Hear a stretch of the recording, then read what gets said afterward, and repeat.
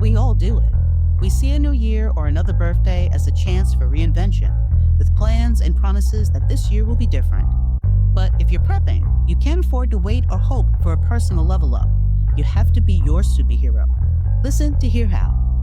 Oh yeah, and it's my birthday. Hi, it's the Urban Lady Prepper, and today, May 18th, is my birthday.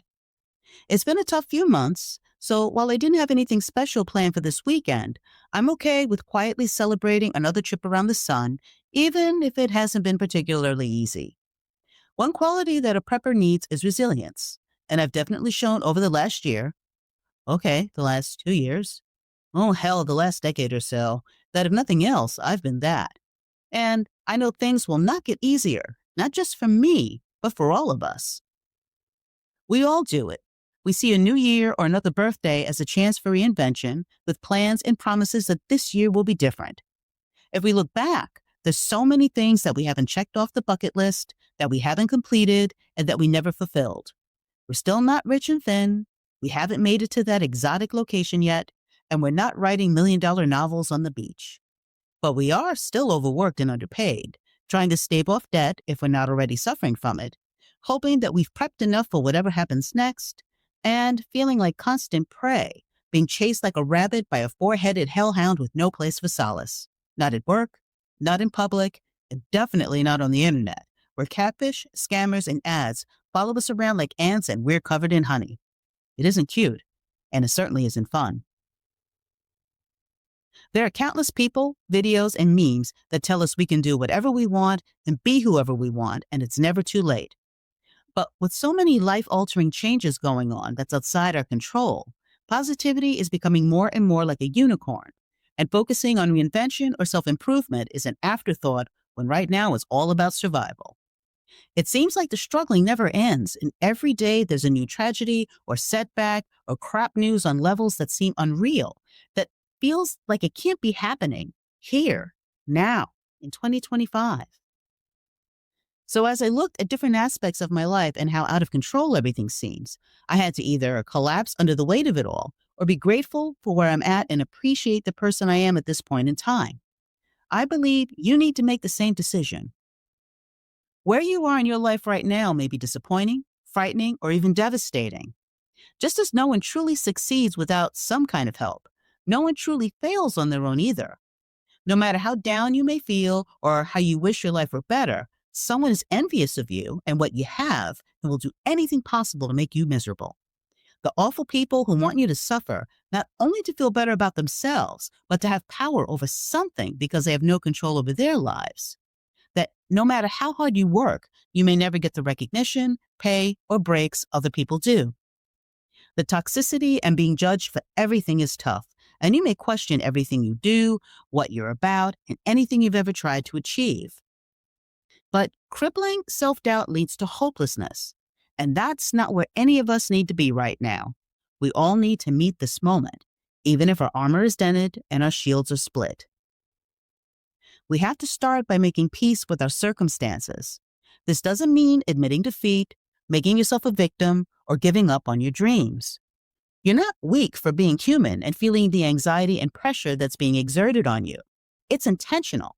And recognizing that for what it is should at least take one brick out of the bag, because knowing is half the battle.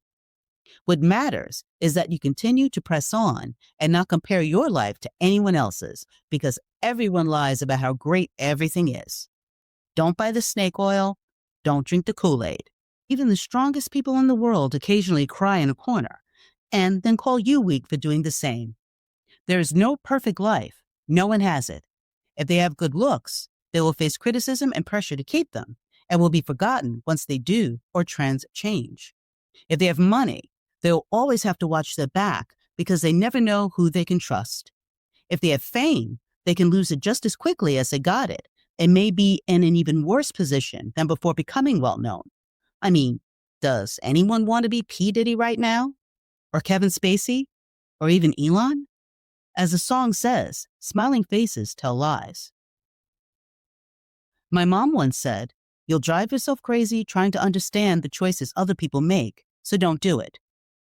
My grandmother once said that no matter where you go and how good you think you look, there will always be someone taller, skinnier, and prettier than you. You just have to learn to go with what you've got. These things were said to me when I was very young, and they were so impactful that they changed my perception about obsessing about other people's lives and wanting to curl up and die when I'm the third wheel, the ugly one, and the last one chosen for the team. All of these things have happened to me, and I'm sure they've happened to you too.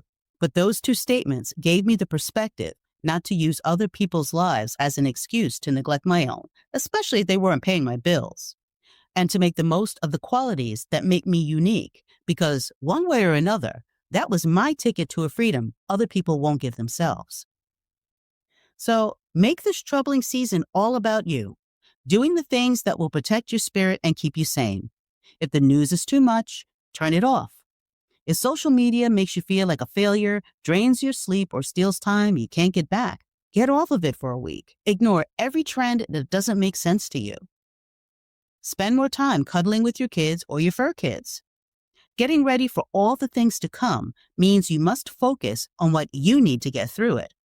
And if you have to tune out everything else to tune into yourself and your needs and what you need to do, then do it without apology. None of those things cost you anything, but they can mean everything as you mentally, emotionally, and physically prepare for whatever craziness is on the horizon. So I don't know who needed to hear this today, as I remind myself to stay strong and stay the course. Progress, not perfection. Set goals and intentions with discipline, but give yourself enough grace when you're not at 100%. Your mind is the one thing you have absolute control over, and that's powerful. This applies to every aspect of your life, including prepping. If your mind isn't right, all too many things can and will go wrong. There is no city, salary, or relationship that will magically make life perfect or turn you into that perfect person. Start doing that work now. Begin right where you're at and go with what you've got with what you already have. The revolution begins with you, so fight for the best version of yourself. You'll go further than you ever thought possible. Thanks for listening, and hang in there, y'all. Until next time, this is the Urban Lady Prepper signing off.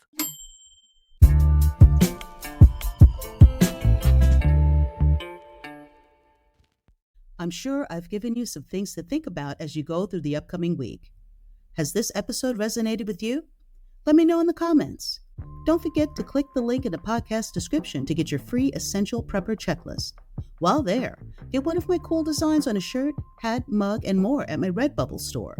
Or you can always buy me a coffee or get a Jace case for your emergency medical needs. It helps support what I do, and I really appreciate it. Join me on the socials, especially on YouTube, where I'll be uploading videos for my blogs from urbanladyprepper.com. I appreciate your time with me. Stay safe, stay sharp, and be ready.